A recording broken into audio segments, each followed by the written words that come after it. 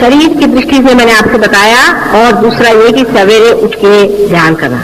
अब ध्यान कैसे करना, सोचे ध्यान कैसे करना। सवेरे उठ पहले नतमस्तक होके अपने को अपने हृदय में नत करके, पहली चीज है नत करना है, हम्बल डाउन योरसेल्फ।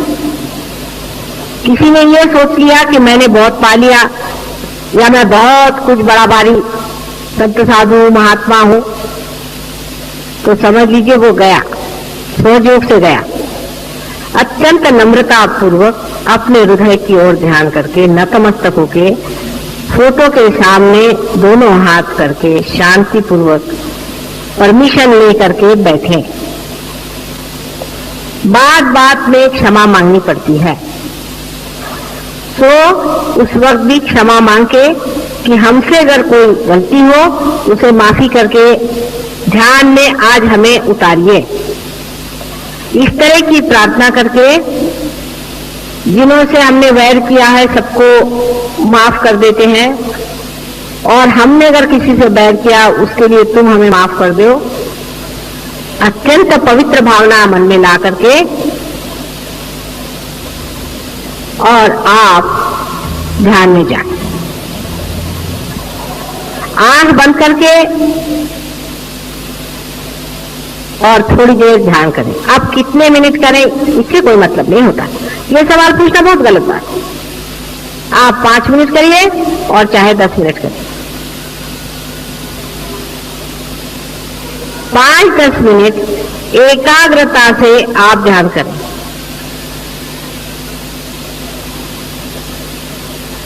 नतमस्तक होकर के आप ध्यान करें, पर ध्यान करने से पहले इसको समझ लें, ध्यान करने से पहले जहां बैठ रहे हैं उस आसन में बंधन दें, अपने को बंधन दें, अपने शरीर को बंधन दें। 7 मर्तबा अपने शरीर को बंधन, स्थान को बंधन दें, फोटो को बंधन दें। ये तो हो गया मैकेनिकल बाहर करने का, क्योंकि कुछ लोग तो यूं कर लेते, हो गया काम खत्म। ऐसी बात नहीं, विचार पूर्वक अत्यंत श्रद्धा से, जिस तरह से पूजा में बैठे हैं, अत्यंत श्रद्धा से मौन रख के और बंधन दें। उस वक्त में ये नहीं कि जैसे पूजा में लोग कहते भाई वो ले आओ, इस तरह से। और उसके बाद अपने मन को बंधन दें। अब मन कहाँ होता है? आपने आज तक मुझसे नहीं पूछा कि माँ मन कहाँ होता है। मन यहाँ होता है, यहाँ उसकी शुरुआत है। माने विशुद्धि चक्र और आज्ञा चक्र को बहुत जबरदस्त बंधन दे, मन को बंधन देना है। और ये विचार करें कि हम प्रभु तेरे ही बंधन में रहें, हमारे ऊपर कोई बुरा असर ना आए, अत्यंत नतमस्तक होकर के। और उस वक्त में ये सोच के कि हम साक्षी हैं और सब चीज से हम अलग हट करके हम निर्मल हैं, उस चीज से हम उससे अछूते हैं। सब चीज से अपने को हटा करके और अब आप बैठ रहे हैं। आप ऐसा प्रयत्न रोज करें, आपको इसी की एक प्रकार से आदत लग जाएगी। अत्यंत श्रद्धा पूर्वक ध्यान करें सवेरे का समय, चाहे 10 मिनट और चाहे आधे घंटे, उसका कुछ फर्क नहीं पड़ता। ध्यान करते वक्त में कुछ हाथ ऊपर नीचे मत करिए। ध्यान करते वक्त में सिर्फ फोटो की ओर दृष्टि रखते रखते आंख को बंद कर लें और कोई हाथ पैर घुमाने की जरूरत नहीं। उस वक्त कोई सा भी चक्र जो खराब हो, उस चक्र की ओर सिर्फ दृष्टि करने ही से वो चक्र ठीक हो जाएगा, क्योंकि उस वक्त मैंने कहा है कि गति ज्यादा रहती है सवेरे के टाइम। अब पहले तो अपने चक्र वगैरह शुद्ध हो गए, उसके बाद अपने आत्म तत्व पर विचार करें या अपने आत्म तत्व। आत्मा की ओर चित्त ले जाए। आत्मा कहाँ होता है? किसी ने मुझसे ये पूछा आज तक कि माँ आत्मा कहाँ होता है? आत्मा हमारे हृदय में होता है, लेकिन उसकी सीट जो है यहाँ सहस्त्रार के ऊपर में होती है। तो इसलिए मैंने कहा था कि हृदय में नतमस्तक हो और चित्त जो है सहस्त्रार की ओर ले जाके आत्मा के ओर समर्पित हो। विचार से ही आत्मा की ओर समर्पित हो। आत्म तत्व का ईसेंस क्या है? आत्म तत्व जो है वो पवित्रता है। पूरी निर्मल पवित्रता कहिए, उसके ओर नजर करें। वो पूर्णतया अलिप्त है, किसी चीज में लिप्त नहीं। जो भी चीज आपसे लिपटी हुई है उसी के कारण आप आत्मा से दूर हैं। आत्म तत्व का विचार करें, और ये आत्म तत्व प्रेम है। अनेक बार इसका विचार करें, बहुत बड़ा विचार है। आत्म तत्व प्रेम है। बहुत अनेक धर्म संसार में संस्थापित हुए, लेकिन उसमें प्रेम की व्याख्या कोई कर नहीं पाया। इसके कारण उसके अनेक विपर्यास हो गए। प्रेम की व्याख्या नहीं हो पाती, लेकिन प्रेम वही शक्ति है जो आपके हाथ से बह रही है। वही चेतना है जिसे लोग चेतना के नाम से जानते हैं, लेकिन ये नहीं जानते कि ये प्रेम है। चेतना को वो ऐसी शक्ति समझ लेते हैं जैसे बिजली और पंखा है। नहीं, आत्म तत्व प्रेम है। एक शब्द आप प्रेम कहते ही साथ आपके अनेक बंधन टूट जाए। जितना झूठ है, असत्य है, वो प्रेम के विरोध में है। अगर आप किसी को डांटते भी हैं और उसको सत्य बता रहे हैं तो आप प्रेम करें। आप स्वयं प्रेम है, इसलिए प्रेम तत्व पे आप विचार करते ही आप आत्म तत्व में उतर सकते हैं।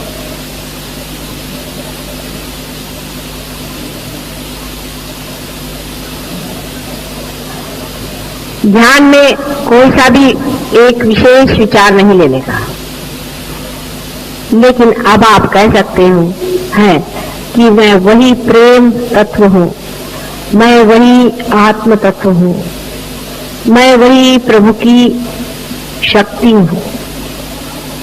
आप इसे कह सकते हैं। इस तरह से 2-3 बार कहते ही आप आशीर्वादित होंगे, क्योंकि आप सत्य कह रहे हैं। आपके अंदर से वाइब्रेशन जोर से चलने लगते हैं। अब रोजमर्रा के जीवन में क्या करना चाहिए? रोजमर्रा के जीवन में आपको पता होना चाहिए कि आपके अंदर शक्ति प्रेम तत्व की है। आप जो भी कार्य कर रहे हैं, क्या आप प्रेम में कर रहे हैं या दिखाने के लिए कर रहे हैं कि आप बड़े भारी सहयोगी हैं? हम अगर कभी किसी को कोई बात कहते हैं या डांटते हैं तो हम देखते हैं कि दूसरे दिन वो आ करके सहयोगी में बैठ करके हमें गालियां देते हैं लोग, और उसके बाद कहते हैं कि हमारे वाइब्रेशंस क्यों चले गए। तो इस तरह की अगर आप मूर्खता करते हो तो बेहतर है कि आप लोग सहयोग में नहीं आए। सहयोग में वही आदमी आ सकता है और चल सकता है जो कुछ लेना चाहता है। उसको देने का कोई भी अधिकार नहीं है, उसको लेना ही है हमसे। वो अगर देना चाहेगा, उसकी वो शक्ति जब हो जाएगी तो बहुत ही बढ़िया चीज हो जाएगी। लेकिन आप तभी दे पाते हैं जब आप ले पाते हैं। इसलिए पहले लेना सीखिए। हमारे अंदर क्या दोष है? रोज के जीवन के इसमें आप देखते चले कि हम क्या चीज दे रहे हैं। हम प्रेम दे रहे हैं, क्या हम स्वयं साक्षात प्रेम में खड़े हैं? हम सबसे लड़ते हैं, सबसे झगड़ा करते हैं, सबको परेशान करते हैं और हम सोचते हैं कि हम सहयोगी हैं। इस तरह की गलतफहमी में नहीं रहना। अपने साथ पूर्णतया दर्पण के रूप से रहना चाहिए। माने अपने को पूरी समय देखते रहिए। समझ लीजिए हमारे माथे में कोई चीज लग गई तो आप बताएंगे माता जी आपके सर में कुछ लगा, इसको पोंछ लीजिए। इसी प्रकार आप अपने को देखते रहें कि देखिए हमारे यहाँ पर ये चीज लग गई है, इसको हम पोंछ लेते हैं। रोजमर्रा के जीवन में आपका जीवन एक उज्जवल होना चाहिए। आपके मुख पे कांति आए, आपके व्यवहार में सुंदरता आनी चाहिए, आप प्रेममय होना चाहिए। फूट के जैसे अगर आप बिल्कुल ही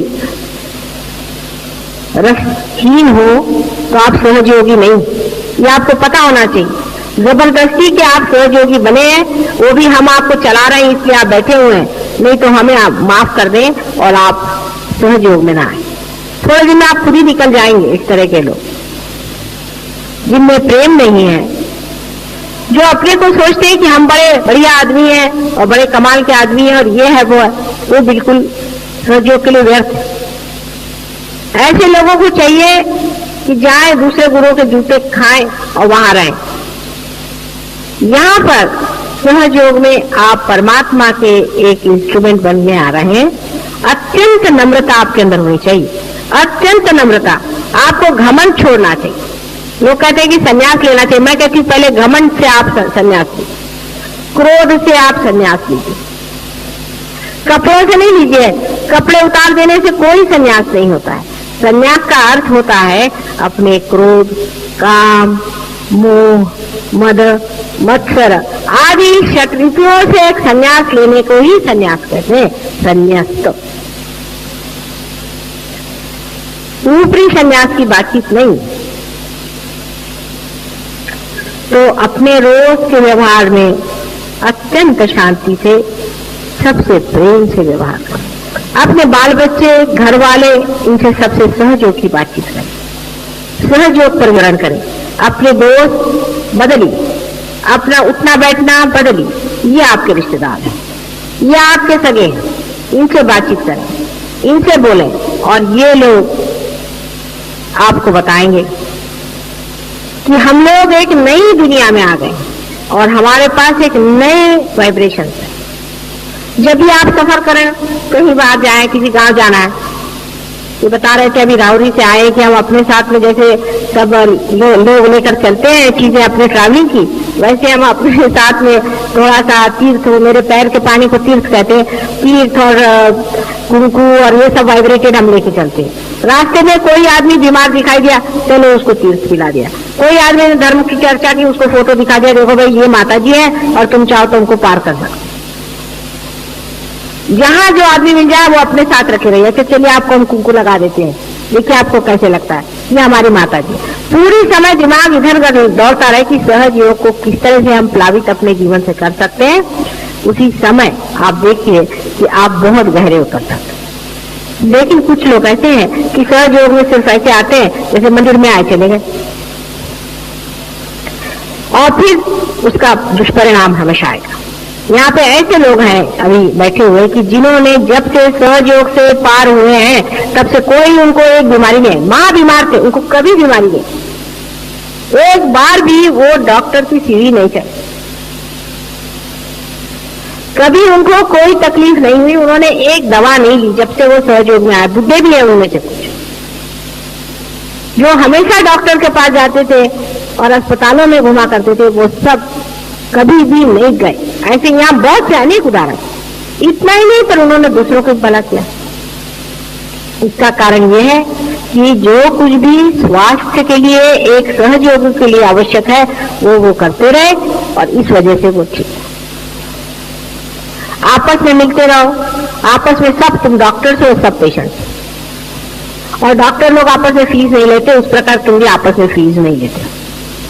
आपस में ट्रीटमेंट करो, आपस में पूछ लो और उसमें बुरा मानने कोई बात नहीं। किसी ने कहा कि आपका सहस्त्रार्थ पकड़ा है तो बड़ी शर्म की बात है, सहस्त्रार्थ पकड़ा तो बड़ी शर्म की बात हो गई, तो हमारे विरोध में बैठ जाएगी बात।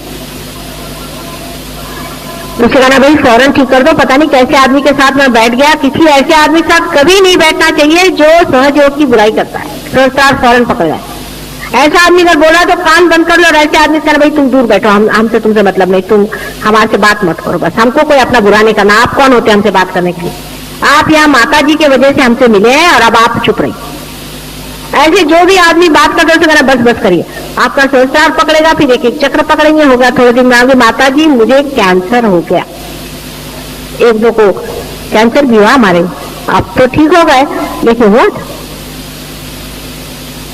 और कैंसर बीमारी जो है वो तो बिल्कुल सहस्त्रार की बीमारी है, पक्की, समझ लीजिए। कैंसर से अगर बचना है तो अपना सहस्त्रार साफ रखो। सहस्त्रार तुम लोगों ने पकड़ना शुरू कर दिया तो कैंसर की शुरुआत हो गई, मैं आपसे बता रहा हूं। सहस्त्रार हमेशा साफ रखो, और हो सकता है कि आज नहीं कल 8 साल बाद आपको पता है कि सडनली हमें कैंसर हो गया, तो क्यों ना अभी से अपने को स्वास्थ्यपूर्ण रखें।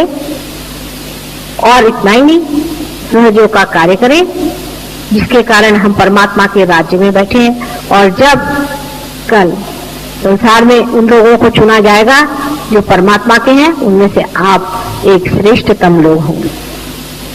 क्यों ना ऐसा कार्य करें जिससे सब व्यर्थ का समय हम बर्बाद कर रहे हैं। इसके घर जाओ, रिश्तेदार के घर खाना खाओ, फलाने के घर घुसो, उसकी बुराई करो, छोड़ छाड़ करके, और अपने मार्ग को ठीक बनाए और ऐसा जीवन बनाए कि संसार में उन लोगों का नाम हो। सबको सोचना चाहिए। कोई ये भी सोचे कि भाई अब मेरी उम्र ही क्या रह गई है, अब तो क्या कर सकता हूं, सो बात नहीं। आप मरेंगे ही नहीं, आप मरते हैं फिर आप पैदा होते हैं, फिर आप मरेंगे फिर पैदा होंगे, ये चक्कर चलते रहेंगे। तो क्यों ना उसको 1 साल के अंदर आप सभी चीज को खत्म कर सकते हैं, चाहे तो आप 1 हफ्ते में भी खत्म कर सकते। एक बार निश्चय मात्र करना है, एक क्षण तो भी खत्म हो जाएगा। अपने जीवन को कुछ विशेष करना है, ये एक बार इतना ही निश्चय कर लेने से ही सहयोग का लाभ अत्यंत हो सकता है, ये आप जानते हैं। शरणागति होनी चाहिए, जरूरी नहीं कि मेरे पैर पे आए, पर शरणागति मन से होनी चाहिए। बहुत से लोग पैर पे आते हैं, शरणागति बिल्कुल नहीं होनी। शरणागति होनी चाहिए। अगर शरणागत रहे अंदर से, पूर्णतया शरणागत रहे, तो पूर्णतया आपके अंदर कुंडलिनी जो है सीधे आत्म तत्व पे टिकी रहेगी। जैसे कि एक दीप की लौ लगी रहती है, उस तरह एक भी उसमें फ्लिकरिंग नहीं होगा। लेकिन शरणागत रहे, शरणागत रहने में आनंद है, उसी में सुख की प्राप्ति है, उसी में परमात्मा की प्राप्ति है। एक बहुत अनुपम विशेष यूनिक चीज है सहयोग। इसको समझें और उसमें रत रहें। जितने आप उसे तादाद में पाएंगे उतना ही आपका आत्म तत्व चमक सकता है। कोई चीज महत्वपूर्ण नहीं है सिवाय इसके कि आप स्वयं प्रकाश बने।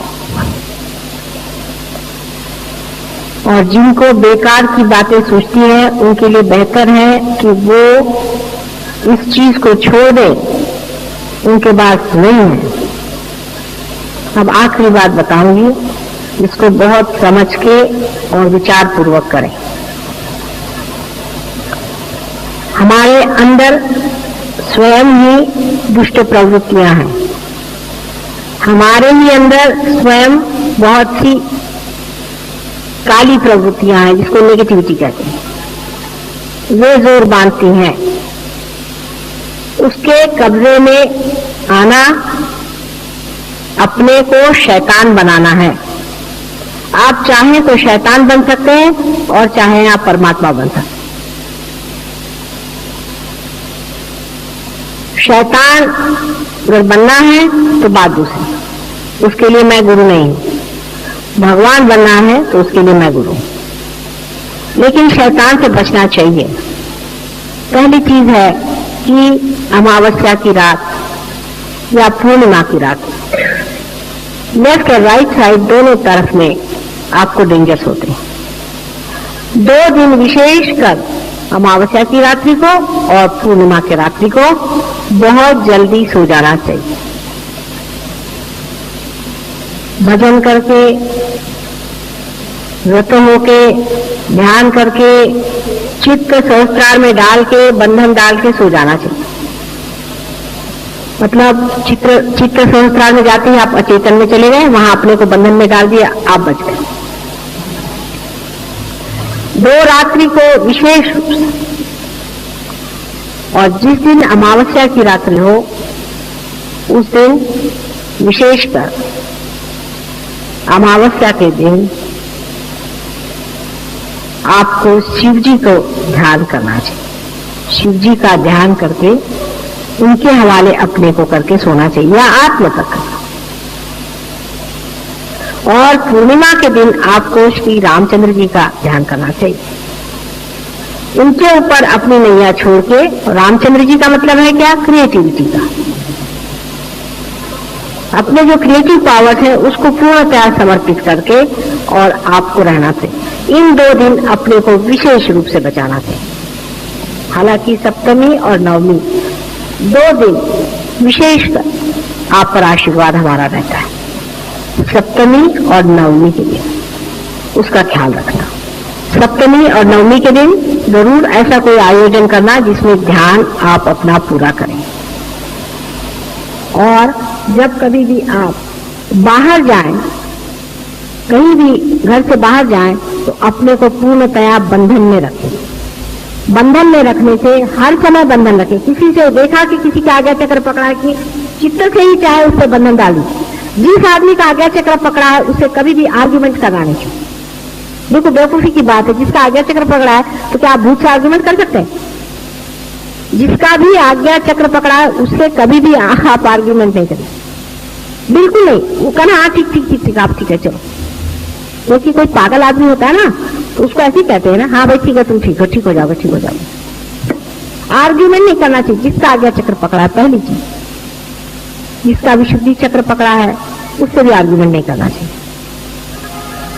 जिसका सहस्त्रार पकड़ा है उसके तो दरवाजे भी खड़ा नहीं होना चाहिए, उससे कोई मतलब ही नहीं होना चाहिए। आपको कहा अपना सहस्त्रार ठीक करो भाई, उसको कहने में कोई हर्ज नहीं कि तुम्हारा सहस्त्रार पकड़ा हुआ। सहस्त्रार साफ रखना। अगर किसी का सहस्त्रार पकड़ा लगे तो फौरन जाके कहना भाई मेरा सहस्त्रार तुम लोग उतार दो किसी तरह से। सहस्त्रार किसी का पकड़ा हो और वो आपसे बातचीत करे, कुछ करे, कहना कि वो अपना दुश्मन है।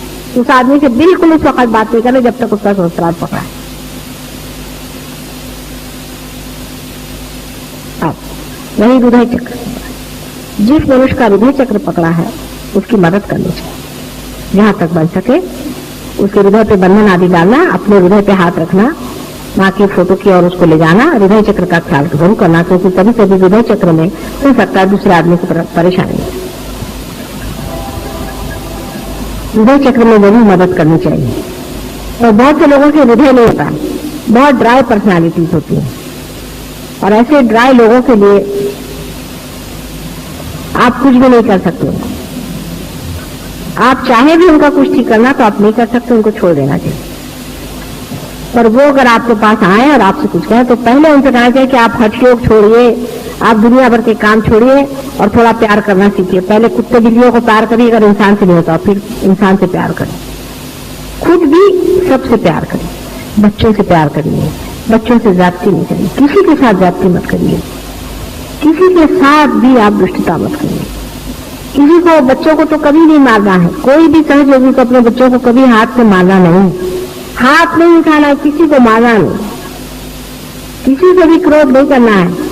सहयोगी को तो क्रोध करना ही नहीं है, उसको बुद्धिमानी से हर चीज को ऐसा सुझाव देना चाहिए कि क्रोध न दिखे, उसको कोई भी क्रोध करना नहीं। रोजमर्रा का जीवन सहयोगी का कैसा होना चाहिए, इसके लिए आप प्रार्थना करें, उसका विचार अंदर जाए।